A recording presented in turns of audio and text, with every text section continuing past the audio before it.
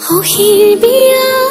ও আজি সখীৰ বিয়া ঐ সখীৰ বিয়া ও আজি সখীৰ বিয়া ঐ চাহ দিব চিৰা দিব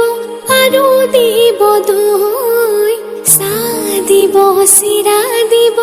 আৰু দিব দৈ